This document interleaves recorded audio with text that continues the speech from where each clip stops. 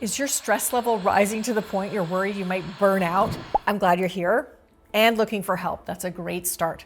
Let's get serious about how to prevent burnout. First, let's talk about what burnout is. It's I'm gonna get all nerdy and quote the WHO. It's the syndrome resulting from chronic workplace stress that has not been successfully managed. It's when you feel you're consistently unable to meet the demands of the situation. Burnout has three components. First, exhaustion, being physically depleted and without the energy to go on. Second, cynicism and depersonalization, when you feel disconnected from your work and your colleagues and you struggle to care. Third, inefficacy. That just means when you feel incompetent and like you can't do anything right. We often use the term stress and burnout synonymously, but stress is not the same as burnout. The symptoms of stress are actually the opposite. When we're feeling stressed, we tend to lean in versus burn out. But stress and burnout are closely related. When you fail to manage stress over the long term, it puts you at a high risk of burnout, and you would not be alone. Large-scale surveys have shown that many people are at risk. In one study, 62% of people reported high levels of stress, loss of control, and extreme fatigue. Those are the big risk factors for burnout. If you're experiencing high levels of stress, take action before it's too late. How? 1, listen to your body. Pay attention to your stress and trust what your body's telling you. Stop lying to yourself that it's fine, or I'll be okay, or I have no choice but to work this hard. Your body is full of warning systems and check engine lights flashing. If your heart's often racing, your sleep disrupted, or your digestive system on the fritz, don't ignore them. 2, prioritize. Audit your workload and priorities and triage what has to get done versus what would be nice to get done.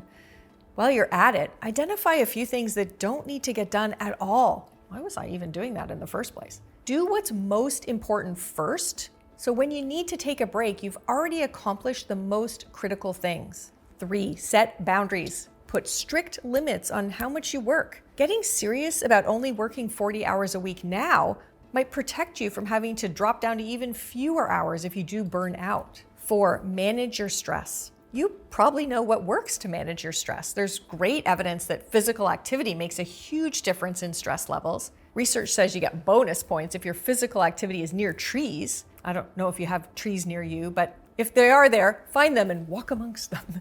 And the only thing better for calming you down is if you can see water. Really, watching water lowers your blood pressure. Well, your stress reduction strategy might also include reading or doing a hobby like model shipbuilding, crocheting, or meditation. You know what works for you. You're probably just not doing enough of it.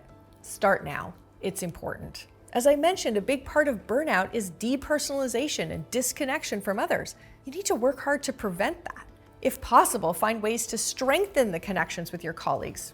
Is there someone you like who you can grab coffee with occasionally? Would arriving a few minutes early to a meeting give you a chance for some casual small talk? If your team can't provide that kind of human connection, find it elsewhere. Try asking people what they're most excited about. You'll see the chance to talk about their passions gives them a little hit of dopamine, and their good mood's likely to spread to you. Then also limit your exposure to stressful situations. There's no point putting so much effort into charging your batteries if you're just going to let other activities deplete them. Open your calendar and decide what's in there that will do more harm than good. What's going to be the straw to break the camel's back this week? How can you delete it or delay it or distribute it to someone else? At least scale it back to make it less aversive. And that might not just be at work. Are there activities or people outside of work you need to limit your exposure to as well? I get it. I remember a particularly stressful time in my life. My kids were teenagers, I had a new book out, and way more demands on my time than normal. I wasn't coping. I was moody and exhausted. 3 months later, COVID came along and sat me down on my butt. I'm not sure I would have stopped without it. Now I know better. I'm proactive about managing the stress because I never want to teeter on the edge of burnout again. I hope you don't either.